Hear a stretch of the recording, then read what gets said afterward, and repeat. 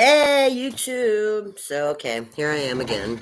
Yeah, we could go with this now. Okay, I'll try to get it. Okay, so this video is critique time. Yeah. Okay, I have a couple of gripes. Mm, yeah, that's what I like to do. I'm bitchy. I like to bitch. All right, so I I have explain to whoever is interested in me in my conversation that I like DC movies, and Marvel movies. I've been a fan of the comic book movies, all of them. Even the ones that people don't like. I'm like, at least they did something. But I want to say something about Thor, uh, the Thor movies, which were pretty popular. I saw all of them, from Thor 1 to Thor 4. I saw all four. I was a big Thor fan, and I still love that character Thor. And maybe I'll just go to the comic books because the last one, I love the first three. The first three Thor movies were like A plus, 100% loved them, but the fourth one really was a bummer. I was really bummed out by the fourth one. And I'm gonna talk about that. Now, other critics said that the fourth Thor movie was lame because they got bent out of shape by some of the, what do they call it? Narrative, the wokeism and the rainbow stuff. That none of that bothered me. That wasn't the reason why I didn't like the fourth one. I'll tell you exactly why I didn't like the fourth one. They killed like one of my favorite characters. Jane. Yeah. Okay. Jane is this dorky scientist who meets and falls in love with Thor from Ragnarok. Okay. He's from a totally different universe, a different whatever realm. And she meets him on Earth and she really falls for the guy, or the god, whatever you want to say. Anyway, I like Jane, she was cool. And she was in all four movies, but in the fourth one, she dies. And this is a big major plot hole that it was the reason why I didn't like the fourth one. It's not, I mean, we're used to, our beloved characters dying. We saw it, a lot of our beloved characters die in the Avengers movies. We lost Iron Man. We lost that guy with the who was with the Shield. We lost lots of our favorite characters, but this Jane thing really ticked me off because it's a plot hole. It's not just, oh well, I wanted more of that character. It's a plot hole, and it has nothing to do with the narrative or wokeism or rainbow. I don't care about that. I don't. It Lady Thor is what Jane became. Jane became Lady Thor, and she had the power to hold Thor's hammer, and she was like blessed or gifted with sort of godlike powers. And in the fourth movie, they kill her with cancer. Cancer? She dies of some stupid little pathetic human thing after she gets to hold the hammer. Are you kidding me? Where did they get that crappy plot line? I mean, if the actress Natalie Portman did not want to play Jane or Lady Thor anymore after 3, 4 movies, you can understand that. But if they can replace The Witcher, Henry Cavill, with Liam Hemsworth, then they can replace Lady Thor, Natalie Portman, with another actress. I mean, I wanted more Lady Thor. She just got, elevated as a character, and then plot hole, she dies of cancer. Seriously? Eh, no. I did not appreciate that. As a comic book fan, as a loyalist to, you know, the MCU or whatever, that was lame. That was lame. I mean, you give us 3 great Thor movies. We fall in love with Loki. We fall in love with Thor. We fall in love with even the villain, his sister. We fall in love with Jane, and then just when Jane gets like elevated, she dies of cancer.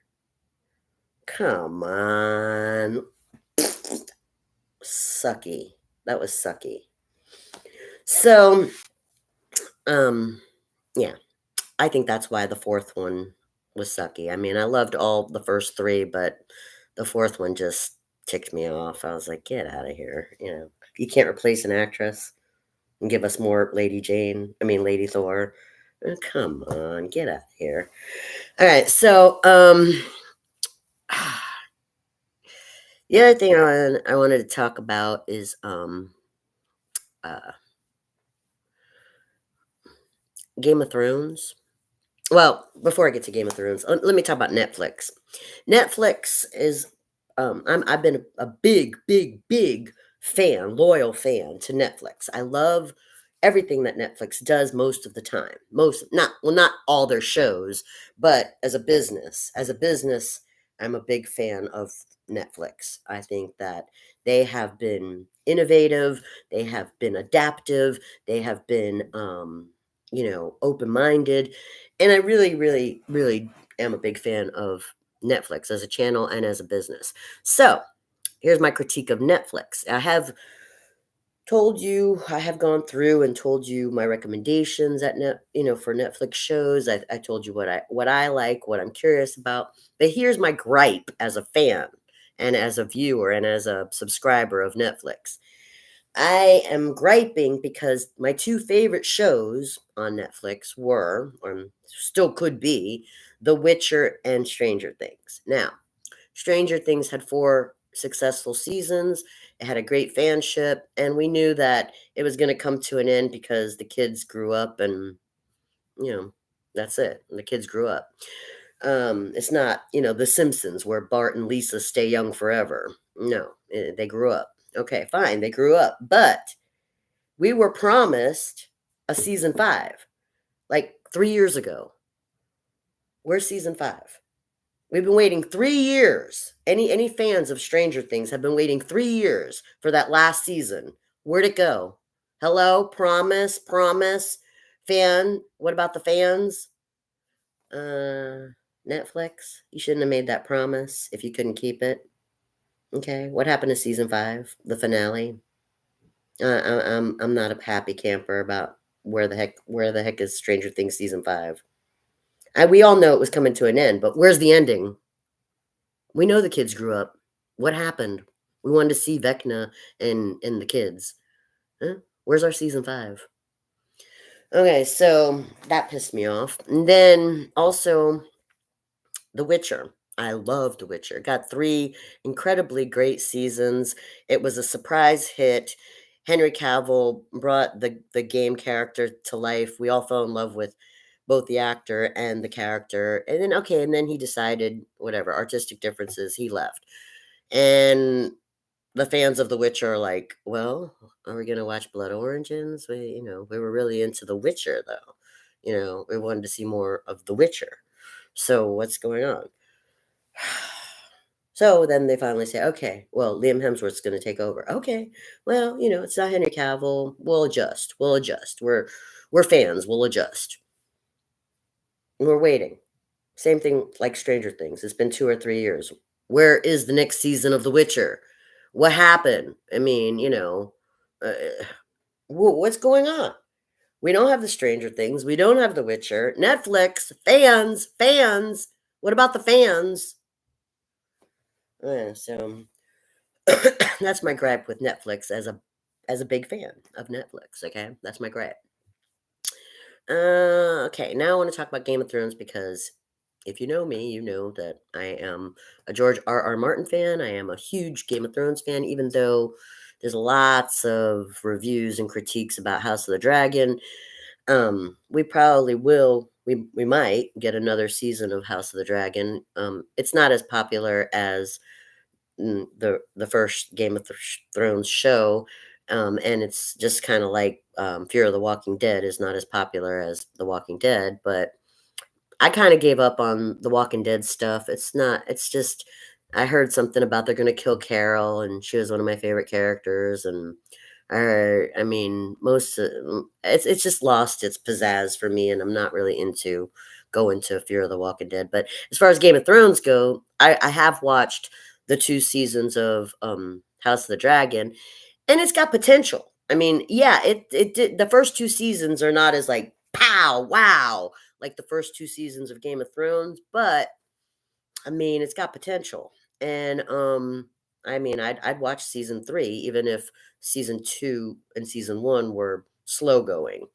I'd still go and watch season 3. But here I want to say something about the original series of Game of Thrones. It's about romance. Okay, there was only 3 couples in the original Game of Thrones series, which had what, 7, 8 seasons?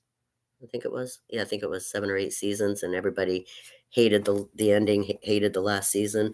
Well, anyway, let's just go over the 3 romances that were there for romantics. There was only 3, and that was Caitlin and Ned, and Jamie and Cersei, and Daenerys and Drogo.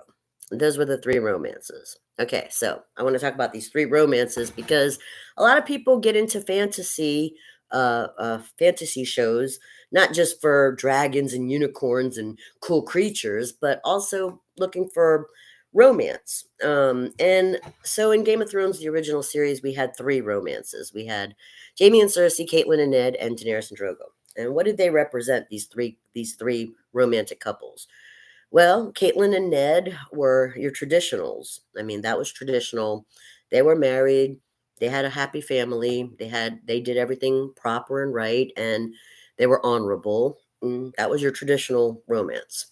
Then you had Jamie and Cersei, and that was kind of like your Romeo and Juliet, which is kind of weird. I know they don't look like your typical Romeo and Juliet, but they represented the controversial romance.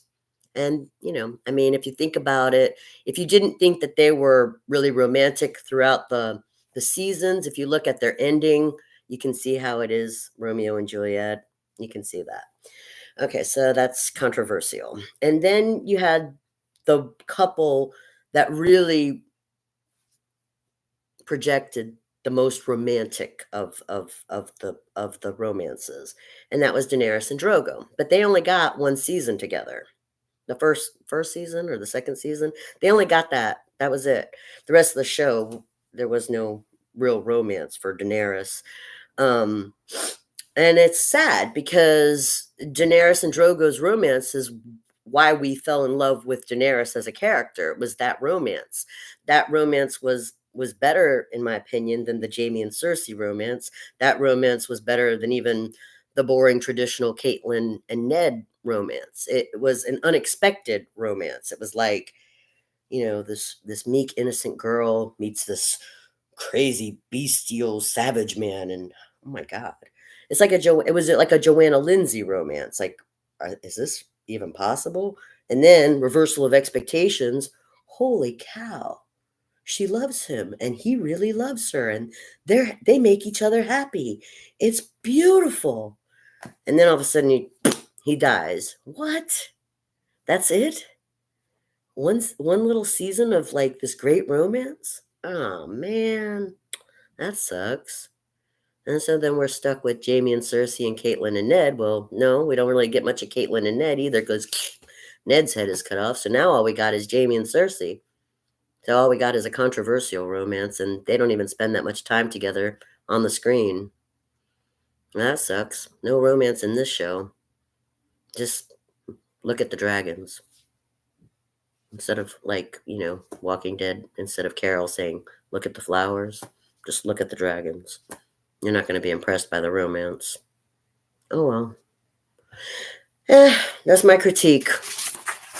If you care about, viewing entertainment on the screen because you don't like going to the theater, I suggest that, you do like I do and let these creators know what we're looking for.